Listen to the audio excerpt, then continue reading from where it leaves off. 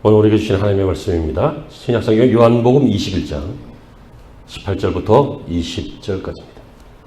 요한복음 21장 18절부터 20절 말씀입니다.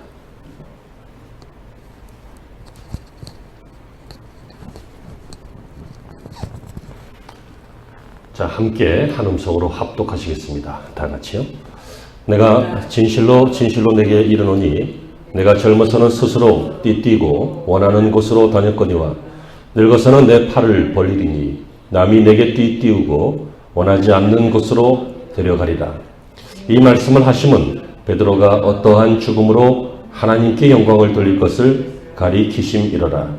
이 말씀을 하시고 베드로에게 이르시되 나를 따르라 하시니 베드로가 돌이켜 예수께서 사랑하시는 그 제자가 따르는 것을 보니 그는 만찬석에서 예수의 품에 의지하여 주님을 파는 자가 누구니까 묻던 자더라. 아멘. 오늘도 하나님의 은혜가 함께 하시는 좋은 주일 되시기를 주의 이름으로 축원합니다. 우리 예수님께서는 모든 인간의 스승이시고 또 그들의 인생을 지도하시는 탁월한 교사이십니다. 그 예수님께서 지금 갈릴리 호숫가에서 새로운 인간의 변화를 모색하시면서 3년 전에 부르셨던 그 제자들을 향하여 새롭게 정비하시고 새롭게 다듬으시고 새롭게 설계하십니다.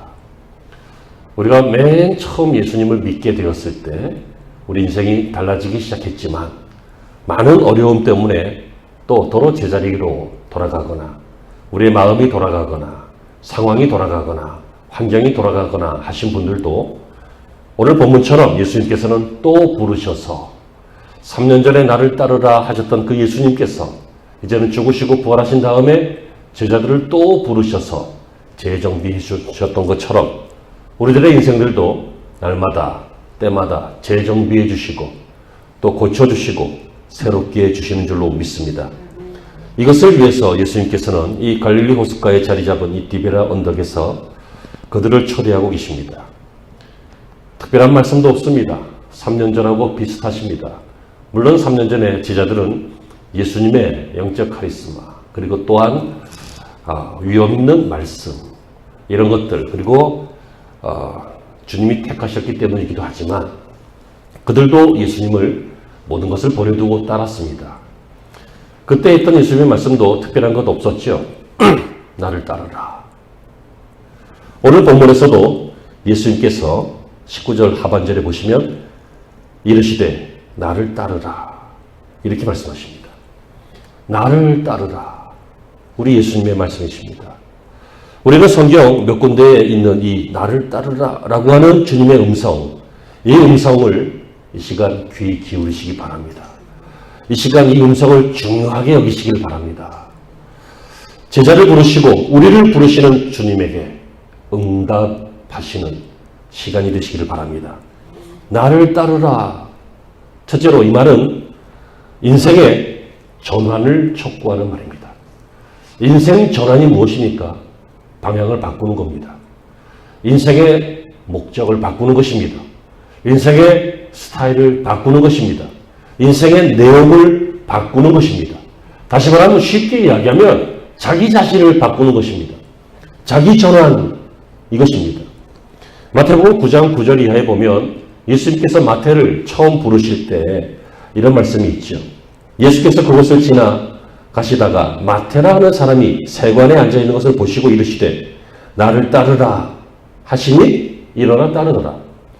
예수님께서 마태를 부르셨습니다. 나를 따르라 해서 마태가 제자가 되었죠. 이 마태라고 하는 사람은 세리입니다.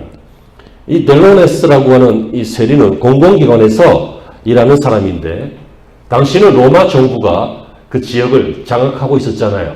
그러므로 이 공공기관은 로마 정부기관입니다. 그러니까 이 사람은 요즘으로 이야기하면 로마 공무원입니다. 이 사람은 세금을 징수하는 사람인데 세금을 징수해서 로마 정부에 바치는 사람입니다.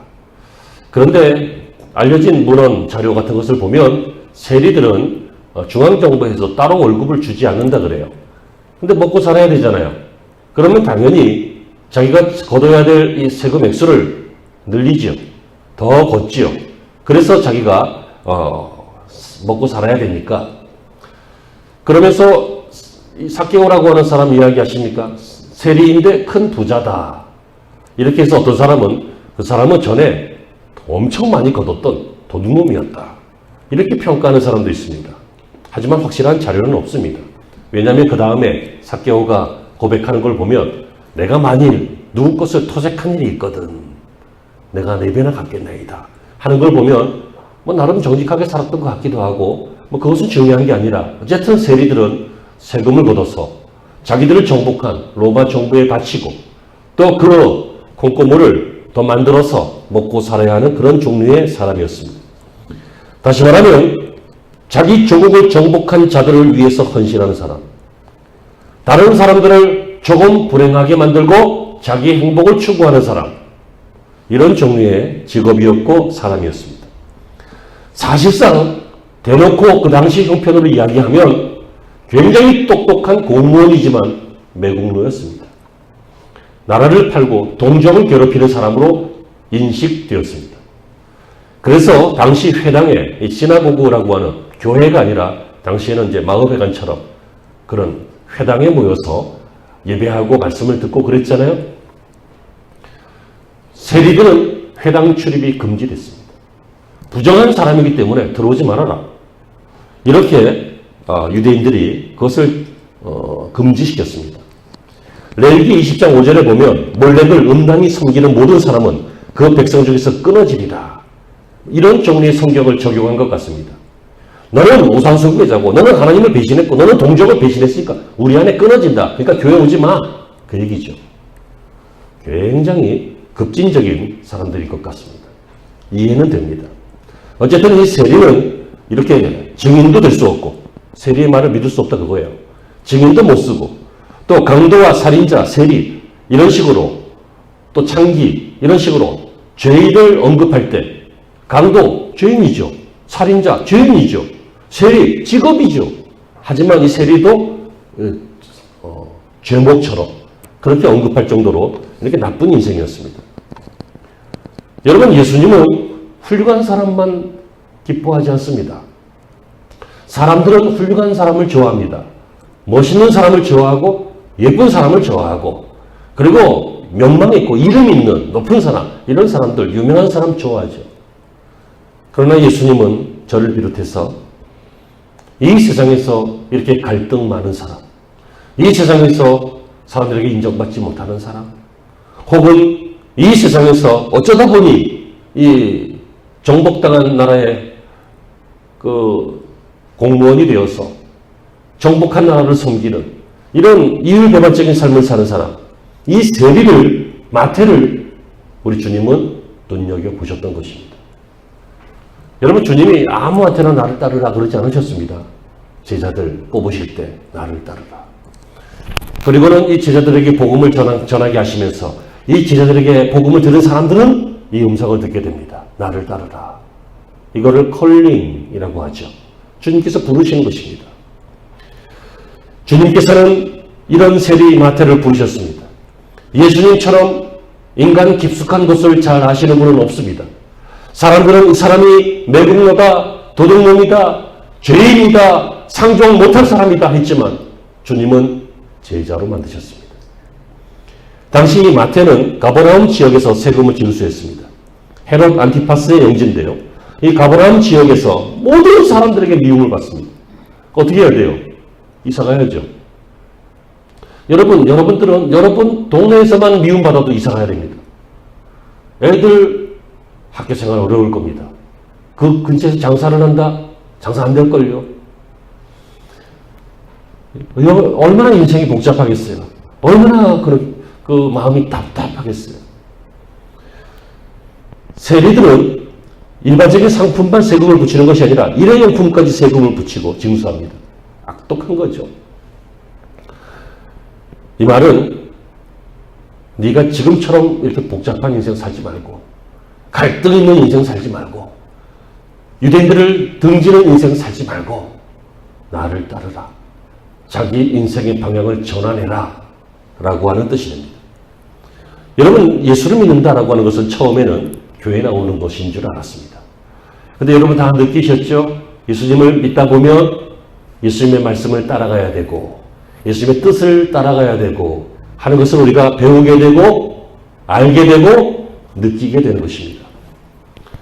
예수님께서 나를 따르라 하실 때 어떻게 하셨습니까? 너의 십자가를 지고 나를 따르라 라고 말씀하셨습니다. 여러분, 십자가 너무 어렵습니다. 너무 심오합니다. 그래서 비유하자면 이 십자가는 딱 십자가를 지잖아요. 그럼 어디로 가요? 십자가 지고 휴가 가요? 십자가 지고 어디 가요? 행진해요? 행군해요? 십자가 지고 어디 가는 거예요? 죽으러 가는 거예요. 십자가를 지고 나를 따르라. 이 말은 십자가를 지었을 때 지금까지의 인생은 죽고 주님을 따라가는 새 인생으로 그렇게 살아가는 것이죠. 그런데 이것이 너무 심오하고 어렵기 때문에 신앙생활을 하면서 십자가에 대한 설교를 많이 들으시고 많이 묵상하시고 이렇게 되면 점점점 십자가가 깨달아지는데, 우리 새가족이라든지 초신자들을 위해서 제가 비유한다면 십자가는 나침판하고 좀 비슷합니다. 여러분, 나침판 아십니까? 요즘 잘 쓰지 않는 기능인데 핸드폰에 혹시 나침판 기능이 있을 수 있습니다.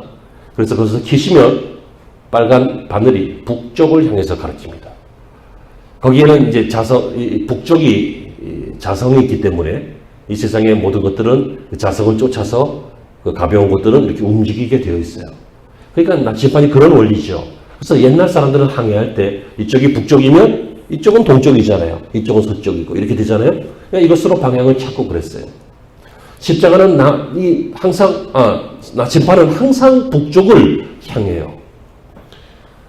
우리가 이 세상을 살아가다 보면 이 길인 것 같은데 그 길이 아닐 때 있어요. 생명을 얻는 길이 어딜까 고민하고 고뇌하고 또 도를 닦고 종교를 찾고 막 그렇게 해요. 하지만 또 하다 보면 또 아니에요. 그래서 여러분, 인생이 왜 걸어가는 게 힘드냐면 방금 보신 영상에서 우리 그 목사님 말씀하신 것처럼 혼자 가니까 힘든 거예요. 주님이 업고 가면 힘들지 않아요. 주님이 안고 가면 힘들지 않아요. 다시 말하면 주님을 따라가면 힘든 것처럼 느껴질지 몰라도 결국은 가게 되고 결국은 안전하고 결국은 완전히 가게 되는 온전한 길이요 진리요 생명이신 예수님, 그 십자가는 바로 나침판하고 좀 비슷해요. 그런데 왜 사람들이 혼란을 겪냐면, 나침판 가지고 장난해 보셨습니까? 그 근처에다가 자석을 딱 대잖아요. 남쪽에다 바늘이 휙 남쪽으로 돌아가요. 자석을 따라가니까 그 북극 쪽을 향해 있지만 주변에 다른 자성들이 주변에 있으면 이 바늘이 그걸로 휙 이쪽으로 휙 돌고. 이해되시죠? 우리가 왜 방향을 잃습니까? 우리 주변에 다른 영향들이 자꾸만 우리 바늘을 끌어당기기 때문에 그래요. 어떨 때는 나의 무능력함이, 어떨 때는 나의 무지함이, 어떨 때는 내 문제가 아니라 내 외부의 어떤 환경이, 어떤 사상이, 직장이, 사람이 영향을 주면 방향이 이리 갔다 저리 갔다 돌았다 멈췄다 이 흔들리는 거예요. 그러므로 여러분들의 주변 환경을 떨쳐버리는 것, 이게 자기 전환이에요. 마태처럼 나를 따르라 했더니 버려두고 따르는 것, 베드로처럼 배와 그물을 버려두고 따르는 것, 나의 주변, 나를 영향을 주는 내 바늘의 방향을 바꾸는 그 모든 것들을 벗어버리고 그리고 주님을 따르는 것, 이게 자기 전환이에요. 그러므로 이 자기 전환을 하기 위해서는 첫째로 자기를 부인해야 자기 전환이 돼요. 내가 살아있으면 잘 안 돼요. 왜요? 내 생각이 많으니까, 내 입장이 있으니까, 내가 배운 것이 있으니까, 내 경험이 있고, 내 지식이 있고, 내 판단이 있으니까 나라고 하는 존재가 나를 바꾸는 데 제일 강해요. 여러분의 인생의 제일 걸림돌은 여러분이에요. 옆에 계신 분이 아니에요. 환경이 아니에요. 저런 집에서 태어나서 공부를 좀 덜 해서가 아니라니까요. 이런 나라에 태어나서 환경이 안 좋아서가 아니라니까요. 여러분의 인생의 그 자리에 머물게 하는 것은 여러분이에요. 혹은 나쁘게 하는 것도 여러분이고 좋게 하는 것도 여러분이에요. 아멘이 되시길 바랍니다. 그러므로 내 인생을 자기 전환하기 위해서 가장 중요한 것은 자기 파괴요, 자기 부인이에요. 마태복음 16장 24절에서 아무든지 나를 따라오려거든 자기를 부인하고 자기 십자가를 지고 나를 쫓을 것이다. 자기를 부인하는 거예요. 자기를 부인하는 게 뭐예요? 하나님이 기뻐하지 않는 하나님의 영광을 내가 가로채서 내 영광을 위해 사는 것, 또는 자기 만족을 위해 사는 것, 자기 행복만을 위해서 사는 것, 이거를 내려놓는 거예요. 하나님이 기뻐하시는 것, 하나님이 만족하시는 것, 하나님의 사람들, 우리들, 교회가 혹은 사람들이 행복해지는 것, 이런 저급한 차원에서 고급된 차원으로 이 생각이 바뀌는 것이죠. 여러분 행복하게 사세요. 재미있게 사세요. 하지만 행복만 추구하고 재미만 추구하지는 마세요. 그거는 짐승하고 뭐가 그렇게 다릅니까? 짐승들의 가장 큰 목적은 행복이에요. 먹는 거예요. 안전한 거라고요. 종족을 번식하는 것이고. 그러나 사람은 그것보다 훨씬 더 가치 있는 존재로 지음받았고 하나님의 형상이기 때문에 하나님의 영광을 위해서 살아가는 이런 위대한 가치관, 위대한 신앙관을 배우고 익히고 내 것으로 삼는 그런 자기 전환이 있어야 할 것입니다. 자기를 부인한다는 것은 또 자기 지위도 때로는 버리는 것입니다. 지위를 버린다는 것은 어려운 것입니다. 하지만 죽느냐 사느냐 할 때 여러분 누가 대통령이라 할지라도 출근해요.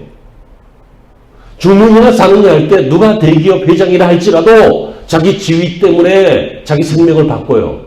제일 중요한 것은 자기 생명 아니에요. 만약에 내가 생명을 얻을 수만 있다면 꼭 지위를 버리라는 게 아니에요. 사표낼 생각을 하지 마세요. 계속 잘 다니세요. 하지만 생명을 위해서 걸어야 하는 순간이 있다면 버릴 수 있어야 생명을 얻는다는 거예요. 지위가 여러분들의 삶에는 중요하지만 여러분들의 생명과 바꿀 수 있는 존재는 아니라는 거예요. 그런데 여러분 우리는 우리 지위가 아니라 월급 때문에도 안 되죠. 죄송합니다. 이런 얘기는 하지 않기로 하지요. 잘 생각하셔야 돼요. 자기를 부인한다라고 하는 것은 그러므로 결국 옛사람, 예수님 믿기 전에 나, 혹은 예수님을 믿었는데 잘 몰랐던 나, 이런 나를 점점 죽이고 새 사람이 사는 것, 바로 다시 말하면 십자가에 죽는 것을 말합니다. 예수님께서 뭐라고 하십니까? 자기를 부인해라. 손에 쟁기를 잡고 뒤를 돌아보지 말아라. 죽은 자들이 장사하게 하고 너는 나를 따르라. 이게 뭐예요? 뒤를 돌아보지 않는 거예요. 예전하고는 이제 삶이 달라지는 거예요.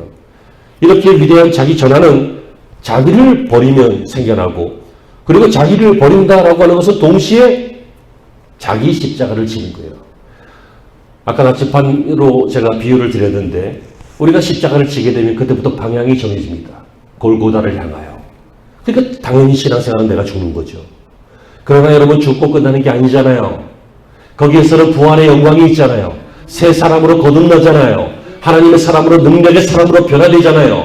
이제는 전에는 내가 혼자 인생을 걸어가느냐고 무섭고 두렵고 외롭고 힘들었지만 이제는 주님과 함께 십자가를 지고 가기 때문에 이제는 더 이상 두렵지 않고 조금 두렵다가 행복해지고 조금 무섭다가 용기를 내고 조금 힘들다가 땀을 닦아주시고 업어주시는 주님을 만나게 되는 거잖아요.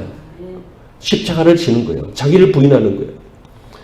주님을 쫓는다라고 하는 것, 이것은 주님을 쫓기 위해서 다른 모든 것들을 일단 2순위, 3순위로 놓을 수 있는 것, 이것이 자기를 부인하는 것이고 주님을 쫓는 것입니다.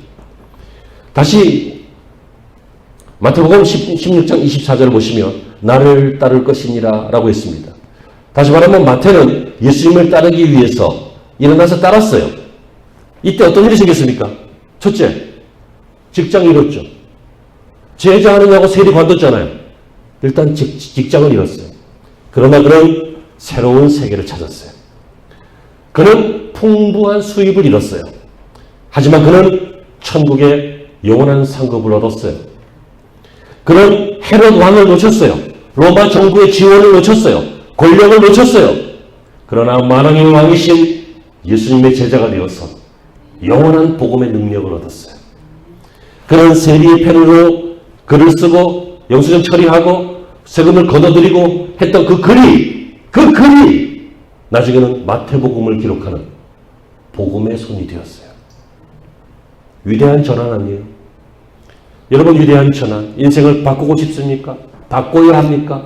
이렇게 고민하시는 분들 결단코 말씀드립니다. 예수를 믿는다는 것은 인생을 바꾸는 것입니다. 자기를 전환하는 것입니다. 그러면 성도에서 제자가 되는 것이고, 이 제자는 하나님이 기뻐하시는 일에 사용되는 것입니다. 둘째로, 나를 따르라 이 말은 자기를 부인하는 것, 자기를 죽는 것, 자기 전환, 이게 첫째라 그랬잖아요. 그러면 두 번째는 이렇게 하게 되면 그 다음부터 주님이 빛으로 초대하십니다. 요한복음 8장 12절에 예수님이 빛이십니다. 예수께서 또 일러 가라사대 나는 세상의 빛이니 나를 따르는 자는 어둠에 다니지 아니하고 생명의 빛을 얻으리라. 나를 따르라 이 말은 예수님이 빛이시기 때문에 생명의 빛을 얻는 거예요. 이 생명의 빛이 이 안에 있기 때문에 죽음이 두렵지 않은 거예요. 내세가 믿어지는 거예요. 영혼이 있다는 것을 아는 거예요. 하나님의 존재와 우리를 위해서 죽으신 그리스도와 우리와 함께 계시는 성령님이 믿어지는 그 이유가 무엇입니까? 생명의 빛이 이 안에 있기 때문이에요. 그러므로 생명의 빛을 얻기 위해서는 예수를 따를 수밖에 없고 주님을 따라야지만 얻는 거예요.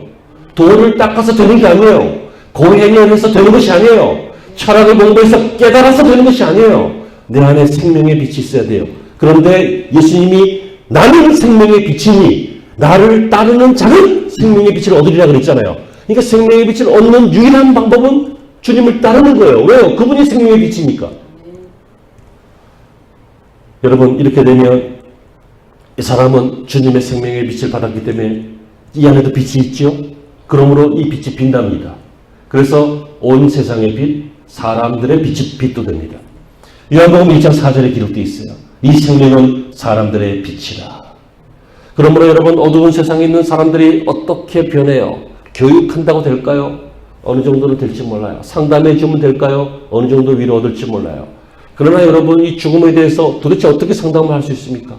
인간의 죄에 대해서 도대체 어떻게 상담을 할 수 있냐고요? 결국은 들어가다 못 들어가는 거 아니에요. 왜요? 한계가 있기 때문에, 해결이 없기 때문에.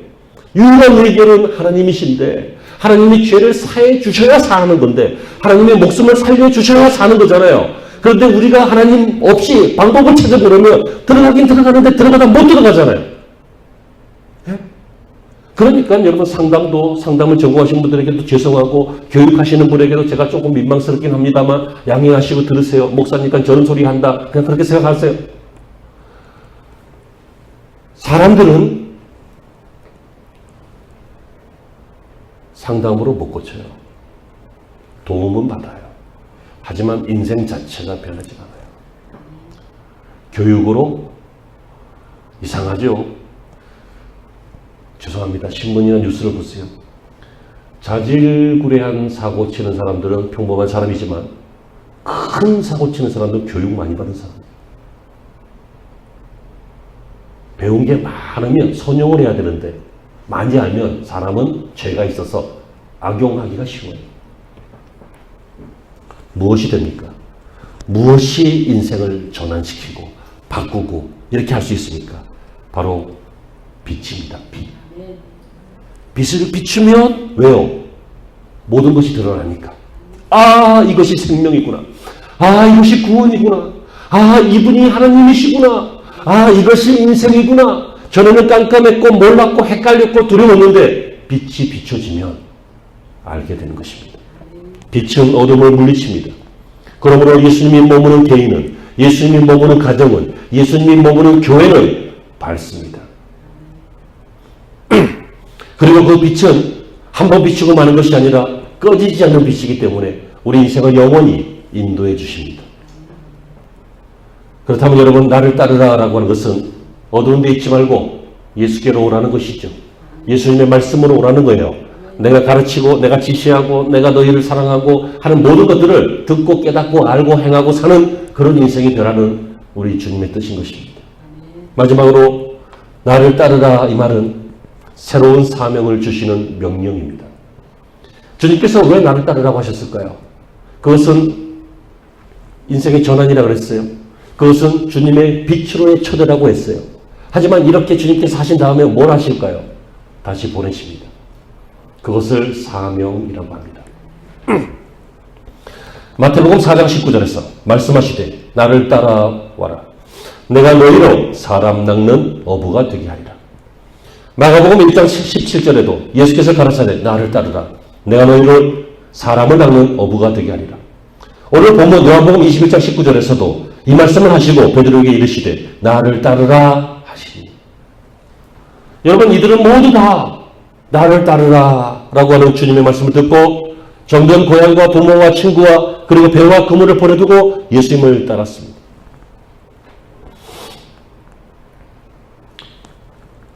그 소크라테스를 어떤 사람이 찾아왔다 그래요. 에스키네스라고 하는 사람이 찾아와서 이런 말을 했습니다. 당신 제자가 되고 싶다. 이런 뜻으로 난 가진 게 아무것도 없습니다. 당시에는 제자가 되려면 등록금을 좀 갖고 와야 돼요. 그래서 공동체 생활을 하면서 먹고 살아야 되니까 스승이 뭐 마술사도 아닌데 저절로 살 수는 없잖아요. 근데 이 사람은 좀 가난했던 모양이에요. 그래서 이렇게 얘기했어요. 나는 가난한 사람으로 아무것도 가지지 못했으나 나 자신을 당신에게 드리겠습니다. 그랬더니 소크라테스가 뭐라고 했냐면 너는 알지 못하느냐. 네가 나에게 주는 것이 가장 값진 것이다. 여러분, 그렇습니다. 여기 이 어부들은 그리고 다른 제자들은 소크라테스에게 자신을 바친 게 아니라 예수님에게 자신을 바쳤습니다. 소크라테스에게 자신을 바친 이유는 지식을 얻고 인간이 정신세계의 위대함을 얻기 위해서 자기를 바친 것이지만 예수님에게 자기를 드리고 따르는 이 제자들은 영생을 얻을 뿐만 아니라 빛으로 초대될 뿐만 아니라 사명을 얻기 위해서였습니다. 그래서 주님이 사명을 주셨습니다. 내가 너로 사람을 낚는 어부가 되게 하리라. 여러분, 고기를 잡는 방법이 한 3가지 정도가 있대요. 첫째는 낚시 종류예요. 낚시에다 미끼를 메어서 이렇게 한 마리씩 건져내는 그런 방법. 두 번째는 그물. 그래서 그물의 끝에다 추를 달아서 던지면 그 추가 가라앉으면서 어느 정도 영역을 이렇게 덮으면서 가라앉겠죠. 그걸 다시 엮인 줄로 끌어올리면 그 속에 있던 고기는 잡히는 거예요. 세 번째 방법은 배로 잡는 것인데요. 배와 배 사이를 엄청나게 튼튼하고 큰 그물로, 예인망이라고 하죠. 그걸로 훑고 가는 거예요. 그럼 막 몇 톤씩 잡히는 거죠. 이런 식으로 있어요. 그런데 사람 낚는 어부의 경우도 비슷하게 3가지가 있습니다. 요거하고 비슷해요. 첫째, 낚시하는 것. 이게 뭐예요? 1:1 전도, 관계 전도. 우리가 빛이 되어서 우리 속에 있는 생명을 그들이 보게 하는 것, 섬겨주는 것, 사랑하는 것, 이 개인 전도입니다. 두 번째는 노방 전도. 이것은 그물로 던지는 거하고 비슷해요. 그래서 이렇게 한 2-3 사람이 같이 이렇게 한 사람을 이렇게 상담해 주고 친절하게 이렇게 하면서 복음을 전하는 이런 노방 전도도 있어요. 세 번째는 예인망 방법. 이게 뭡니까? 연합운동. 교회가 연합하고 기관과 기관이 연합하고 시대와 시대가 연합해서 이렇게 복음을 전하는 이런 방법도 있어요. 근데 정말 중요한 것은 뭐냐면 미끼와 그물이 있어야 된다는 거예요. 미끼가 있어야 낚싯줄을 물을 거 아니에요. 그물이 있어야 고기를 가둘 거 아니에요. 그러므로 이 미끼와 낚시가 무엇이냐면 우리의 사랑입니다. 아까 드렸던 우리의 찬양처럼 끊을 수 없는 사랑, 멈출 수 없는 사랑.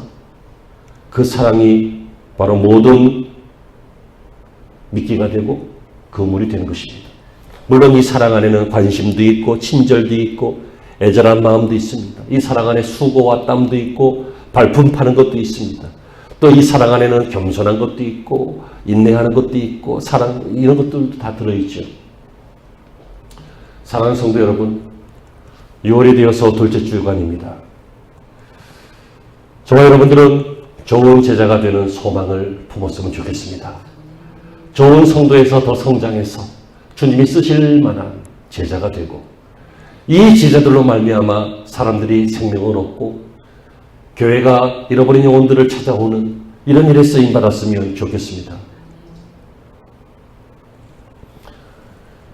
우리 예수님은 나를 따르라 라고 제자들에게만 명령하신 것이 아니라 그 이후로도 주의 성령께서 교회를 세우시고 복음을 듣는 많은 사람들이 결국은 처음에는 예수 믿으라, 예수 믿고 구원받는 일에 이 복음의 초청을 받지만 신앙생활을 하다 보면 반드시 알게 되는 것, 두 번째 초청, 사명의 초청, 제자로 초청하시는 이 음성을 듣게 됩니다. 나를 따르라라고 하시는 주님의 음성, 이 음성이 오늘 이 아침에 우리 온 교회 위에, 온 성도들에게 들려지시는 시간이 되시기를 주의 이름으로 축복합니다. 기도하시죠.